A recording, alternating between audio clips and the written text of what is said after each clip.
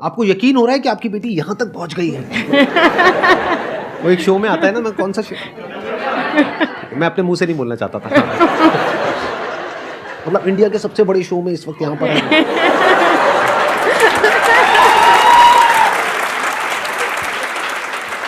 मैंने बोला मजाक में, लेकिन झूठ नहीं है। हाँ।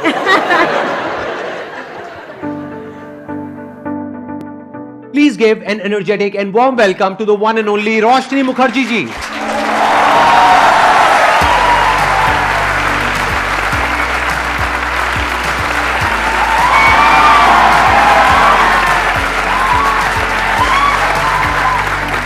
Please बैठिए, बैठिए।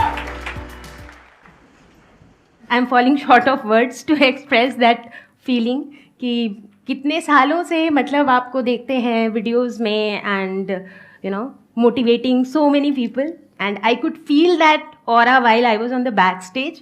वो जो आवाज़ है, वो जो गूंज है, उसमें ही एक अलग पॉजिटिविटी है. So of course it is definitely a moment that I'll cherish all my life.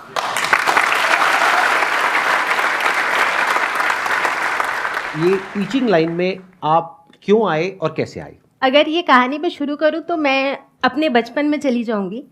तो मुझे ऐसा लगता है जब मैं बहुत छोटी, जैसे बहुत छोटी एज में 5-6 साल की एज में हम अक्सर ही घर पे वो टीचर स्टूडेंट वाला गेम खेलते हैं, राइट? तो वो कई बच्चों को पसंद आता है खेलना, वो बोर्ड लगा करके टीचर बन के. एग्जैक्टली. इनफैक्ट जब मैं अपने स्कूल में थी, मे बी अराउंड क्लास 6-7 में जब मैं थी, तभी भी मुझे जैसे बहुत बार ऐसा होता था कि जो मेरे से एक क्लास जूनियर हैं उनको चीज़ें समझाना बड़ा अच्छा लगता था, और जिनको मैं समझाती थी वो भी बड़ा अप्रिशिएट करते थे कि हाँ दीदी अच्छा समझ में आया टाइप्स.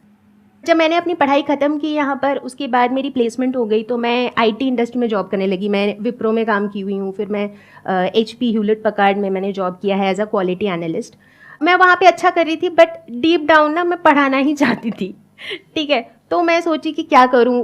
कभी सोचा कि ये जॉब छोड़ के स्कूल की टीचिंग जॉब ले लेते हैं, बट चूंकि मैं उस समय आईटी में थी ना, तो तब यूट्यूब पे टीचिंग का तो इतना था ही नहीं, क्योंकि 2011 मतलब उस समय इंडिया में लर्निंग कंटेंट थे ही नहीं.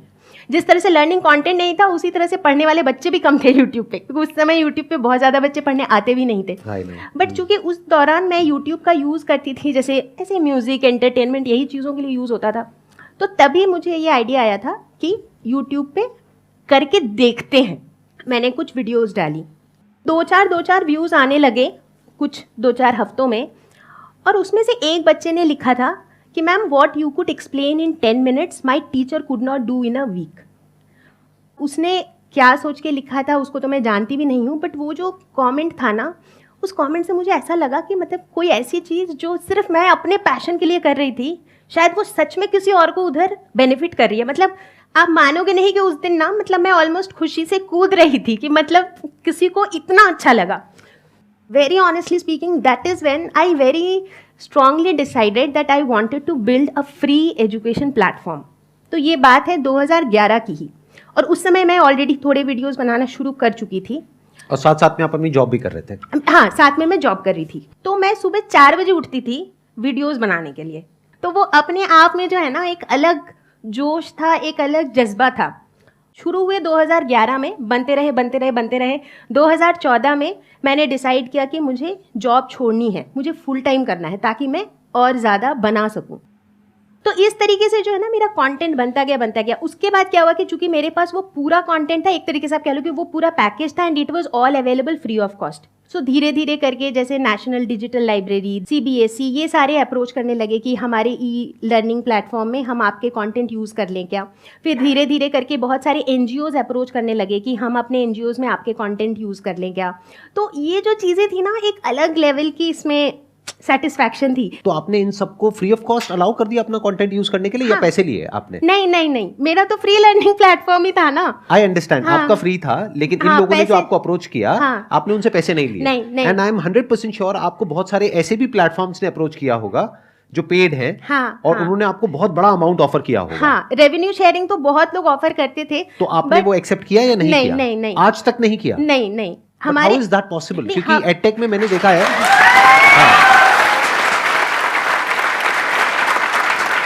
मैं आपको एक प्रैक्टिकल बात बता रहा हूँ, because I am aware of कि कहाँ पर क्या चल रहा है, किसने किसको एक्वायर किया, किसको कितनी फंडिंग मिली, और आपने मेरे भी इसमें शो में आपने देखा है जो गेस्ट आए हैं वो बताते हैं कि उनको कितना पैसा मिलता है और कितना बड़ा बड़ा अमाउंट मिलता है।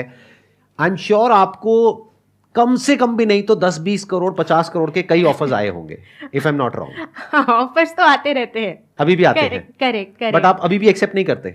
नहीं, क्योंकि मुझे पता है कि मुझे क्या करना है। मैंने बताया ना कि वो जो थॉट थी ना सर कि मुझे फ्री लर्निंग प्लेटफॉर्म बनाना है, वो थॉट इतनी स्ट्रांग थी कि उस बात को 11 साल हो गए हैं, बट उस थॉट की स्ट्रेंथ अभी भी उतनी ही है।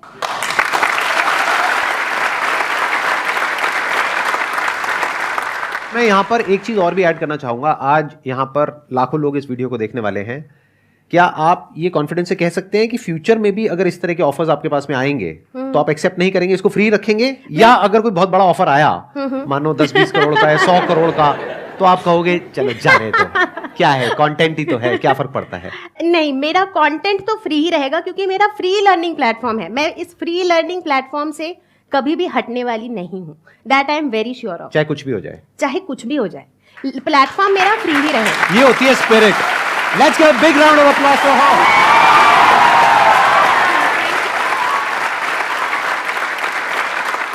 मेरी बात ध्यान से सुनना। जब कोई इंसान ऐसा काम कर रहा होता है या कर रही होती है तो उसको हम लोगों की सपोर्ट की बहुत जरूरत होती है।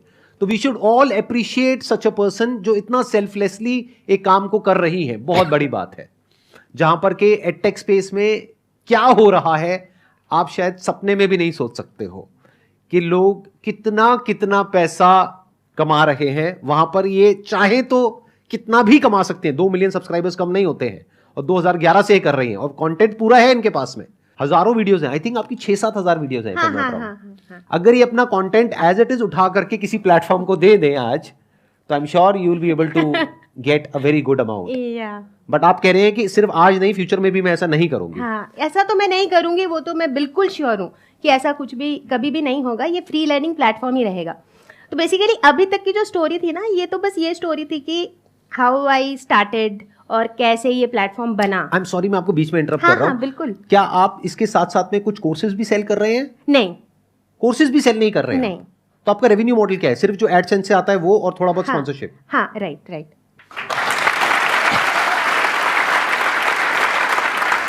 आई मस्ट से मैं एडटेक स्पेस में बहुत लोगों से मिला हूं, लेकिन जिस तरह से आप कर रहे हैं ऐसे बहुत कम लोगों को मैं जानता हूं। एनीहाउ, हाँ बताइए। तो मैं ये कहने वाली थी कि ये तो शुरुआत की स्टोरी थी कि मतलब मैंने कैसे स्टार्ट किया और कैसे प्लेटफॉर्म को बनाया। बट बीच की स्टोरी भी काफ़ी इंटरेस्टिंग लग सकती है लोगों को, क्योंकि ऐसे तो मुझे 11 साल हो गए। बट मैंने अभी देखा आपकी आंखों में पानी आ रहा था, तो वाज दैट बिकॉज कि आपको खांसी हो रही है या फिर नहीं। आप थोड़ा इमोशनल हो गए थे? शायद मैं थोड़ा इमोशनल हो गई थी। ओके, हाँ ठीक है। ये जो 11 साल थे ना, ये 11 साल ऐसा नहीं था मेरा, ऐसा नहीं था या ऐसा भी नहीं था। ये जो 11 साल है ना, वो कुछ ऐसा था, फिर ऐसा था। तो मैं चाहूँगी वो वाला पार्ट भी शेयर करना, शायद बहुत से लोगों को उससे भी कुछ जानने को मिले, कुछ सीखने को मिले। क्योंकि जब कभी भी ये वाला पार्ट आता है ना, तो अक्सर ही इस पार्ट के बाद हम इधर ही चले जाते हैं। बहुत बार ऐसा होता है बहुतों के साथ। 2016 के आसपास channel was doing pretty good, मतलब उस समय के हिसाब से। उस समय जैसे कि इतने ज़्यादा और चैनल्स थे भी नहीं, तो जो हमारी जो ऑडियंस थी ना, वो लॉयल ऑडियंस भी थी। जो 6th में पढ़ रहा है वही 7th में भी पढ़ रहा है, हमसे 8th में भी पढ़ रहा है। हमें सक्सेस स्टोरीज़ भी सुनने को मिल रही थी लोगों की इधर उधर से। जैसे 2017 में हमारी एक स्टूडेंट थी दीपल जैन, जिन्होंने MP पूरे बोर्ड में ना बायो में वो स्टेट टॉपर थी, और उन्होंने हमारे कंटेंट से सिर्फ पढ़ा था। उनका आर्टिकल आया था टाइम्स ऑफ इंडिया में, जिसमें उन्होंने लिखा था पूरा कि हमने रोशनी मैम से पढ़ा था बायो का कंटेंट। तो मतलब ये ना बड़ी एक, आप समझ रहे हो ना, एक अलग लेवल की मुझे भी बड़ी खुशी होती है जब कोई आकर के इस तरीके से बोलता है कि भाई आपको मैंने देखा और वहां से मेरे को ये स्पार्क मिला, वहां से मुझे इंस्पिरेशन मिली और आज मैं ये कर रहा हूँ, वो कर रहा हूँ। तो मुझे अपनी सक्सेस से ज्यादा उसकी सक्सेस में खुशी होती है। I can relate to it what you are saying. क्योंकि मुझे हमेशा ऐसा लगता है कि अगर कोई 5 भी ऐसे बच्चे हैं ना जिनका लाइफ हमारे कंटेंट की वजह से बिल्कुल बदल गया, तो भी वो बहुत बड़ी बात है। क्योंकि वो जो 5 लाइफ्स हैं वो भी आगे जाके बहुत लाइफ्स को बदल सकते हैं, right? Because they are getting empowered that ways. तो इस तरह से हमारी जर्नी चली। 2016 में हमें काफ़ी रिकग्निशंस भी मिलने लगे, जैसे कि हमें लिम्का बुक ऑफ रिकॉर्ड से रिकग्नाइज किया गया कि आपने, उस समय 5000 से ऊपर कंटेंट बन चुका था कि आप 5,000 plus videos free of cost available करा रहे हो। तो लिम्का बुक ऑफ रिकॉर्ड्स ने हमें रिकॉग्नाइज़ किया। इनफैक्ट मुझे ऑनरेबल प्रेसिडेंट ऑफ इंडिया से भी 100 वीमेन अचीवर्स ऑफ इंडिया मिला था 2016 में। बहुत बढ़िया। तो मतलब अभी देख रहे हो ना, अभी ये मतलब अभी जर्नी ऊपर जा रही है। अच्छा वाला चल रहा है, मतलब बहुत अच्छा हो रहा है। फिर घर पे भी सब खुश है कि मतलब अच्छा हो रहा है, मतलब मैं भी खुश हूँ, एवरीथिंग इज ऑल गुड। 2017 के बाद क्या हुआ, जैसे जैसे अब मेरी फैमिली लाइफ में I went through my maternity, मेरी लाइफ की अपनी एक मतलब जो भी पर्सनल ऑब्स्टिकल्स वगैरह आए, तो मैं उतना कंटेंट बना नहीं पाई उस समय। मतलब I could not produce so much of content, क्योंकि नॉर्मली मेरे चैनल पे ना कंटेंट का वॉल्यूम हमेशा बहुत हाई होता था। अब क्या हुआ, I was in a fix, क्योंकि मेरे पास टीम तो है नहीं, तो अगर मैं नहीं बना रही हूँ तो चैनल खाली है, कुछ नहीं जा रहा है।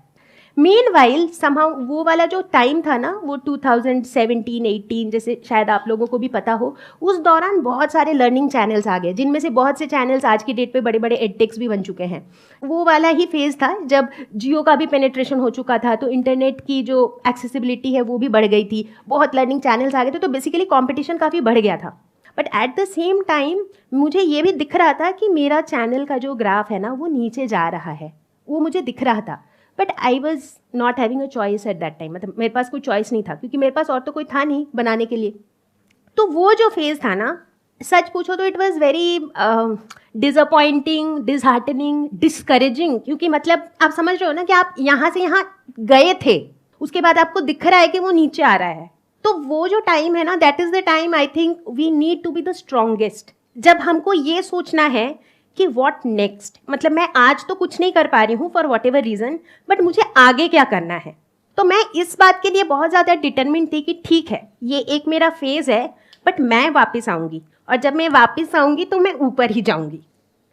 2019 पे मैं वापस आई, ठीक है। पहले तो सबसे पहले मैंने थोड़ा पॉज लिया, ये सोचने के लिए जो मैं कर रही थी उसी को अब करना काफ़ी नहीं है, क्योंकि अब क्या है, इस स्पेस में बहुत कंपटीशन है। तो मुझे अगर अपनी जगह बनानी है तो कैसे बनानी है, कुछ तो मुझे ऐसा करना है जिससे बच्चे मेरा कंटेंट देखें, राइट, वरना तो वो डिस्कवर ही नहीं कर पाएंगे मुझे कि मैं कहाँ हूँ, मैं खो जाऊँगी भीड़ में। सो मैंने उस समय थोड़ा पॉज लिया, थोड़ा टाइम दिया, थोड़ा सोचा, और इस बार मेरा फोकस था कंटेंट, कि फ्री ऑफ कॉस्ट मैं कंटेंट का क्वालिटी ऐसा दूंगी कि लोग कहेंगे कि पे करके भी हमें ऐसा कंटेंट नहीं मिला। अब मेरे पास रिसोर्सेज थे, क्योंकि अब यूट्यूब थोड़ा पुराना हो चुका था, अब कैमरा, माइक, सब कुछ मुझे पता था कैसे करना है, ग्रीन स्क्रीन, एडिटिंग, अब मुझे चीज़ों का आइडिया था। एंड आई फील दैट कहीं ना कहीं मैं I am a bit of a creative person as well.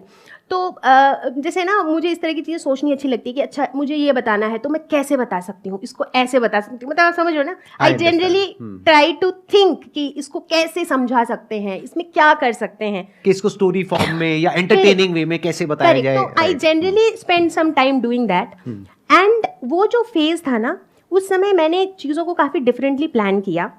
उसके बाद अच्छा एक चीज़ मैं बताना भूल गई थी कि जब मैंने चैनल शुरू किया था ना, तो मैंने चैनल का नाम रखा था एग्ज़ाम फियर। इसके पीछे भी एक कारण था कि जैसे कि मैं बता रही थी ना कि इंडिया में मुझे अधिकतर बच्चे एग्ज़ाम के डर से ही पढ़ते हुए दिखते हैं, उनको समझ में नहीं आता है डिफ्रैक्शन का डेफिनेशन क्या है, लेकिन फिर भी वो रट के चले जाते हैं क्योंकि नंबर आ जाते हैं, राइट। तो एग्ज़ाम फियर नाम रखा था, और उसका जो एक्स था ना उसमें एक ऐसे डेंजर का सिंबल बना होता था। तो बहुत से लोग मुझे कहते थे कि यार तुमने ऐसा नाम क्यों रखा है एग्जाम, थोड़ी नेगेटिव फीलिंग आती है। हाँ करेक्ट, एग्जैक्टली, यही बात मुझे कई लोगों ने बताई थी।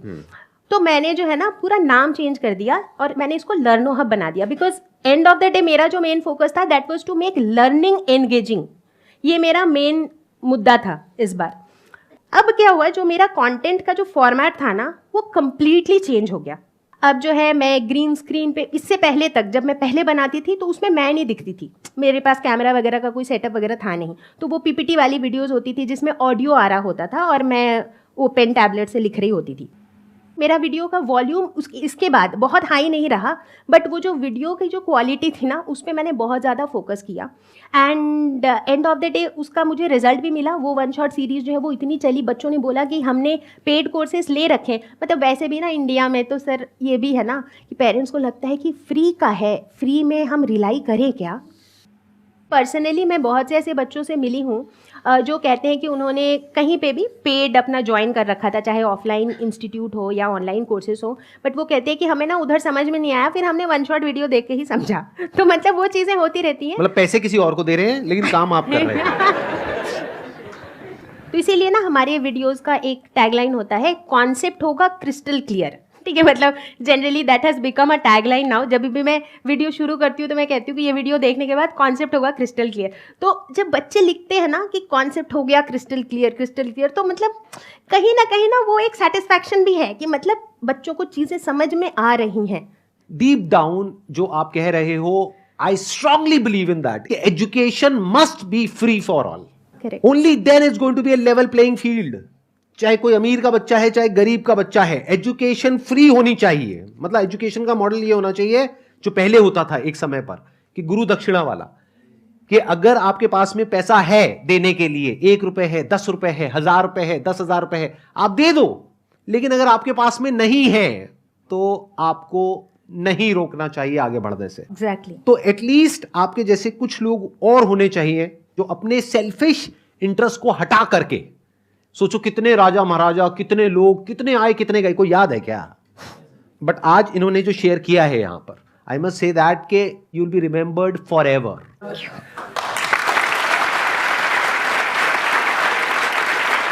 मैं सच बोल रहा हूं, मेरी इस बात को याद रखना। एक दिन ऐसा होगा जब इस दुनिया में मैं नहीं होऊंगा, आप नहीं होंगे, लेकिन ये वीडियो हमेशा हमेशा के लिए रहने वाली है। करेक्ट। तो you will be there forever. You will be there as an inspiration for generations to come। अगर आप अपनी इस बात पर टिक पाते हैं जो बात आपने कही है। वैसे तो मैं देख पा रहा हूं आपके अंदर वो जो कन्विक्शन है, आपकी आंखों में नजर आ रहा है कि ये जो कन्विक्शन है आपके अंदर कि 100% आप कह रहे हो कि फ्री है तो फ्री है। अगर इस पर आप टिक पाते हो तो बहुत कमाल है।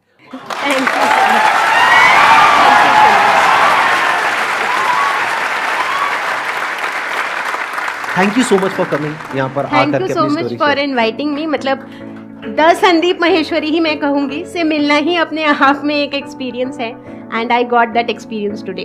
Thank you so much. Thank you so much.